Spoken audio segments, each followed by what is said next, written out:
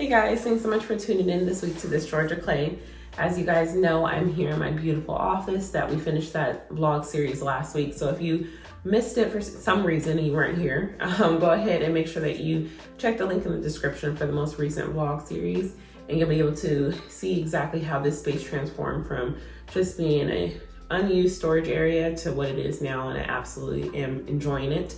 I think Matt and I spend a lot of time in our office spaces now, but now that the rush has kind of faded down a little bit, we actually now spend time away from the office, but before we were spending time in here all the way to about midnight on Friday nights, just chilling and hanging out. So anyways, in this week's vlog, you guys will see Matt's office come to what it is currently. It's actually all completely done, but you'll be able to see that broken up in the next couple of vlogs. I believe actually for his, it'll only be in two-part sections, so it'll be this week and next week, and you'll be able to see the full reveal of his office. It's really, truly a man cave. It really has some aspects of or design influences from our media room or media center. He really loves that space, so he kind of wanted to take that vibe into his office as well.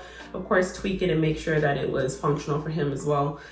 So you'll go ahead and see that. So let's go ahead and get into today's vlog.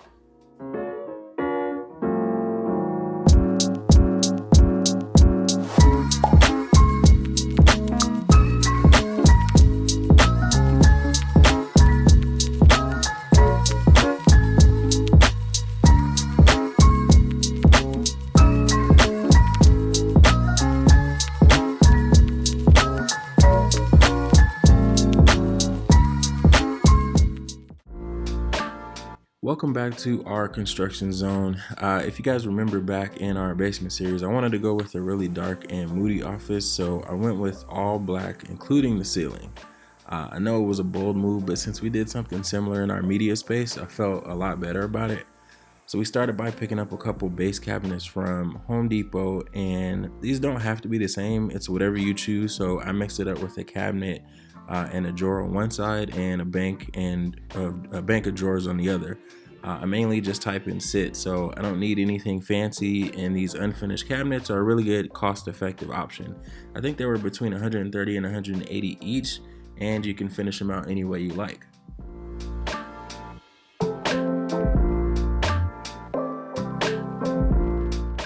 So your typical desk is about 30 inches tall, so base cabinets are usually 34 inches for kitchen cabinets anyways. So I needed to cut the base or the bottom of the base cabinet down to get it to more of a normal desk height. It'll still be a little bit taller. I think I ended up being around 32 inches, but you know, I'm about 6'2" anyway, so it works for me. But basically I used a 1x2 as a straight edge guide to help me cut the bottom evenly. And I just did the same thing and repeated around all four sides of the cabinet. The front was a little bit awkward, so I had to freehand it, but I think it still came out pretty good. And everything was still level and balanced and all that. So I just repeated that on both cabinets and got to work.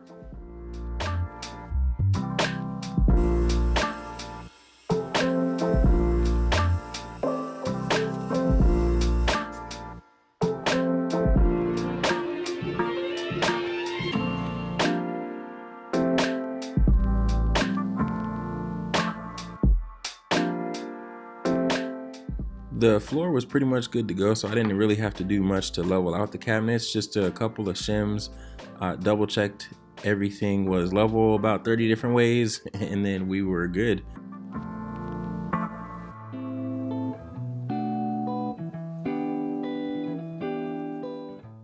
So here I'm just marking my studs with painter's tape.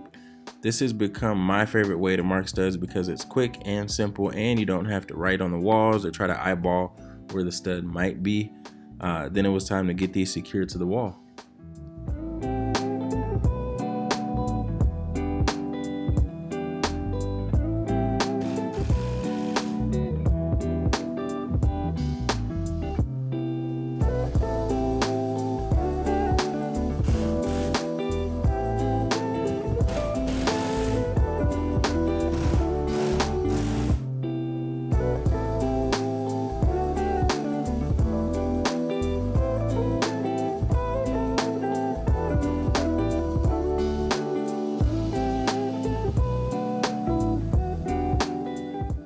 I went back and forth on whether to go with a butcher block top or making my own until we found that IKEA has countertops that you can buy in different color tones. Now, I thought when it comes to IKEA, maybe they only offer like, one or two types, but they actually offer a bunch. And you guys saw one of the marble colored laminate tops that Brittany has in her office. So I went with that, and you can get a whole 8-foot top for $120 something or something like that, which is a great deal. And plus on top of that, it doesn't look like any laminate that I remember from back in the day, so that was a winner.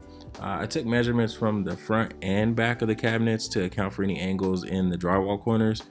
But once I got everything transferred to my top, I put some tape down to try and reduce chipping, and it worked perfectly.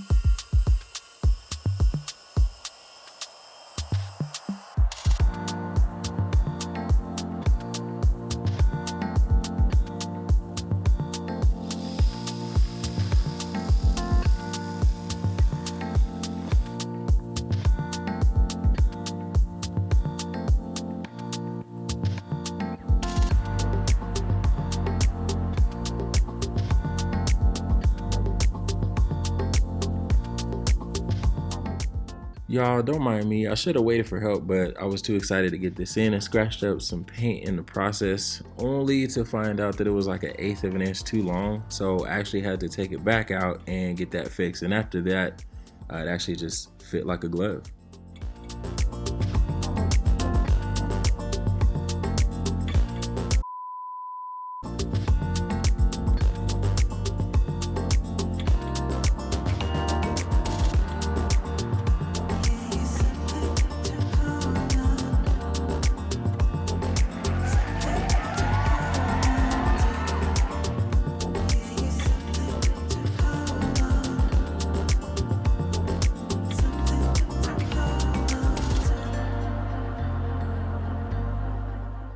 I secured it from underneath with some brackets and added a 1x2 to the front just to kind of clean up the look a little bit and make it more seamless with the cabinets.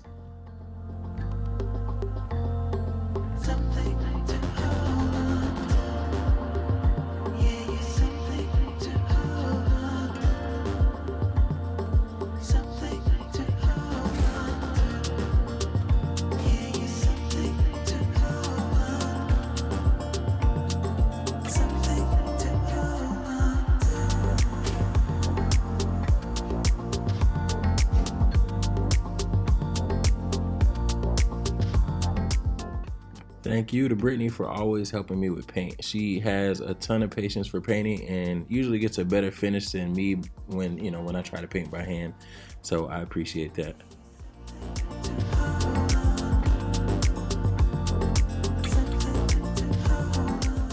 So while we let that set, we took a trip over to Lowe's to grab some plywood to start the bookshelves. And for anyone that doesn't have space or tools to rip down plywood, just go ahead and give the cutting service at the store a try. Just be nice to these folks. They still have other work to do, so try to have the cuts in mind that you need, and that'll help them get you taken care of a little bit quicker.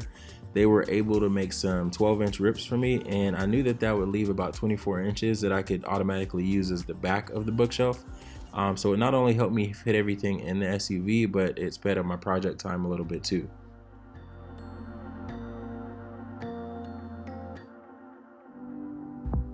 I'm using 3/4 inch plywood, and it was already, it's like the blonde plywood that's pre-primed or sort of pre-primed, so it was a little bit easier to paint, but from my desk to the ceiling was about 73 inches, so I cut my plywood down to about 68.5 to leave some space for some trim I had in mind later on.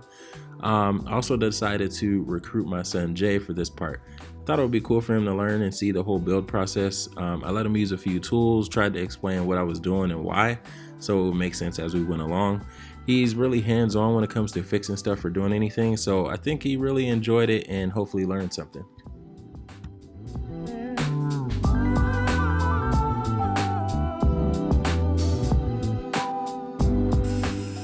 These cuts were a little too long for the miter saw, so we had to use a straight edge and a circular saw.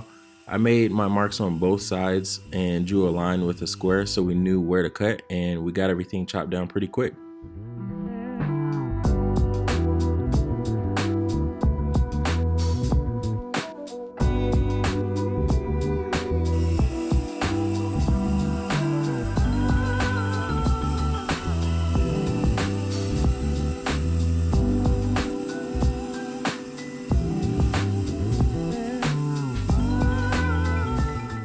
So it was time to put the pieces together, but I needed to figure out my shelf spacing. So there's a ton of ways to do shelves, but I knew I wanted the bottom to be a little bit bigger of a space than the upper shelf. So what I did to keep it simple was I just used the red framing marks on the tape measure, started from the top, and then just made a mark every 16 until I got to 48. And that left me 20 inches for the bottom space. I made the same marks and drew lines on all of my sides. So once I put it all together, I had all my reference marks ready to go, and the process could flow a lot easier from there.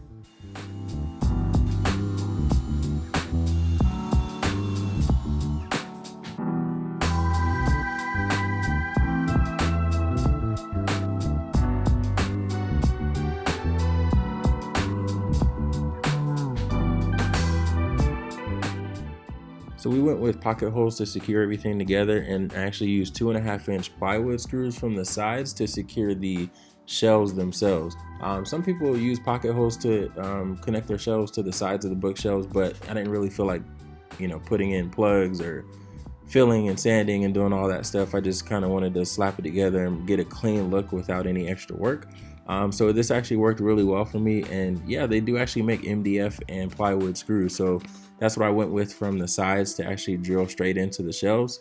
Yeah, and it worked out really well. Plus, wood glue adds strength, and also if once you put the face frame on the front, that actually adds a little bit more strength too to help prevent sagging.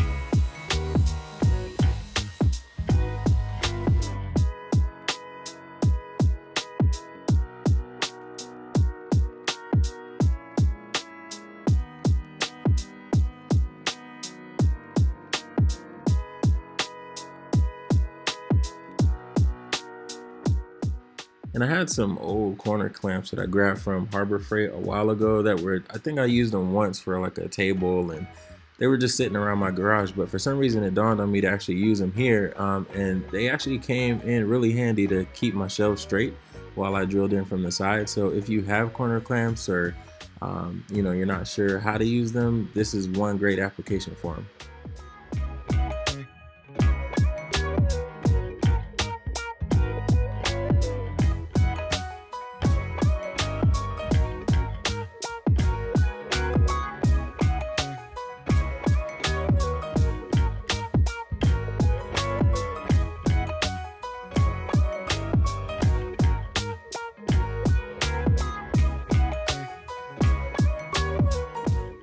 So with the face frame, I was already kind of in a rhythm. I know most people kind of put the face frame together and pocket hole it and just put it all in one piece on top of the bookcase. But I decided to just kind of piece it together because I wanted to also show Jalen how you can build things in steps. But yeah, it went pretty smooth. I just didn't really measure much. I just kind of scribed it, and then I measured the pieces that go in between the horizontal pieces, and we glued and nailed everything together, and it looked really good.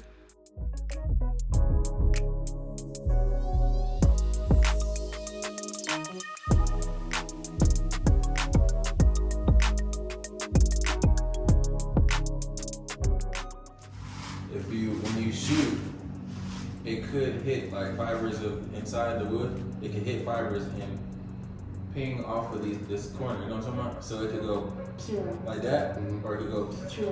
But if you turn it the other way, so if I do it this way, right, that's the point. If I do it this way, it could shoot out the wood. But if I turn the gun this way and shoot this, like this direction, if it does deflect off the inside of the wood, it's only gonna go this way or this way, meaning it's still inside. You know what I'm talking about? So it's gonna split this way or this way, but the nail will still be inside the shelf where you want it. So it does make a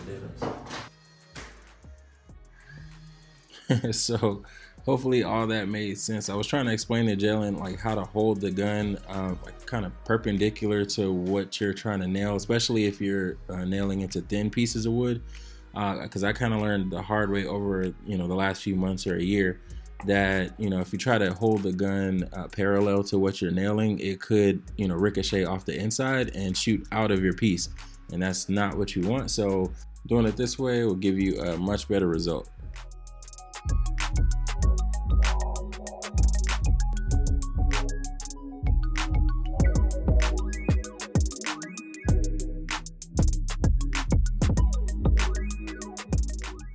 Finally, it was time to move on to getting these things ready for paint. I'm pretty proud of how solid they felt, and I found that over time, the more patient you are with the process, the better the end result is. So all I had to do at this point was fill a few holes and things were ready to prime. So I wanted to try a primer spray thinking it would be better, but honestly, I didn't really like it that much, and mainly because it ran out pretty quick. So I ended up switching to a regular roller. I just wasn't that impressed with the spray can. So sometimes old school it just works. If it ain't broke, don't fix it.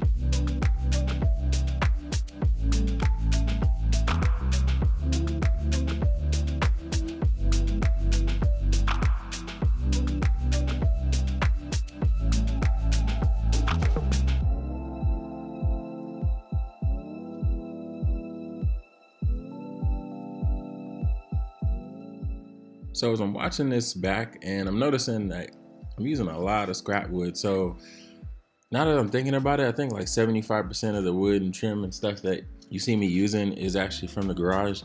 So I knew it would come in handy at some point. I'm not saying keep everything, but keeping a few pieces around is definitely worth it sometimes.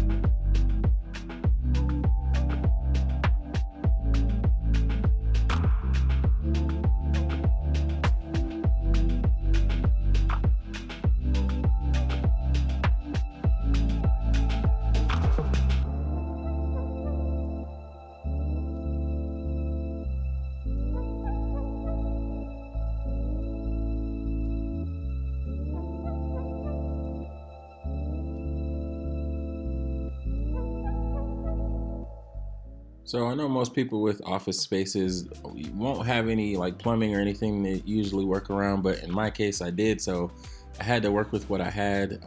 But that's no reason to leave it ugly.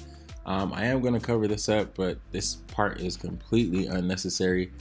They do sell pre-made panels to cover up plumbing access holes and whatnot, but again, I went to my scrap wood pile in the garage and figured I could just make something really quick. So I used some 1x4s to just create a quick little frame all the way around, and then made a door out of some scrap plywood I had left over from the bookcase. So yeah, it worked out. Totally unnecessary again, but because I'm going to cover this up with artwork, but I figured why not. We partnered with Costway for this portion of the video, and they were kind enough to provide a nice modern sideboard for my office that I think went great with the space. I was looking for a side table at first, but it felt like they were all too small, so this provided some good height, and I can use the cabinet for more storage if I need to. This was really easy to put together and felt really sturdy, so I was really happy about that. I also like the fluted design and the glass that just give the doors a little bit more character. The only thing I did to tweak this piece was swap out the handles for the same ones I use for my desk, just to keep it consistent.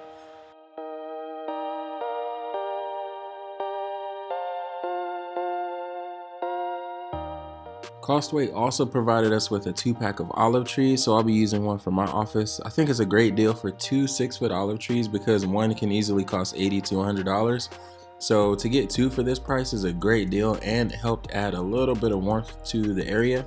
So again, I'm a little taller, so I usually like stuff around me to be a little taller too. So I used an old container to boost this tree up a few inches so it's a little taller than me, and used a planter that we already had with some fake moss to finish it all off.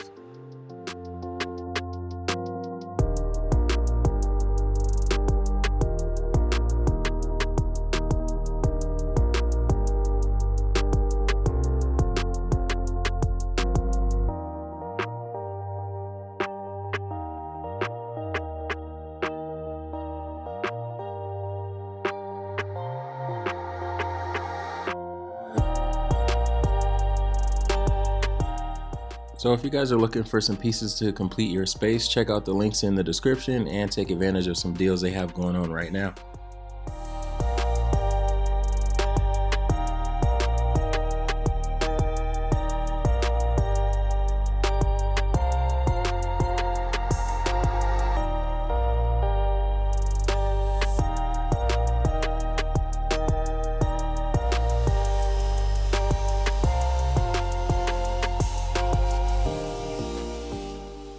So part of building is being flexible, especially if it's your own space, because sometimes ideas don't hit you until you're in the middle of a project. I was supposed to use this beadboard for the back of my bookshelves, but as I was building it, I thought you won't really see the back because it's so dark and I'll have decor on the shelves. So I switched it up a little bit and used it for the side since I needed to cover up the plywood anyway. Then I used some liquid nails and just a couple of brad nails where I needed them. From there, it kind of all came together.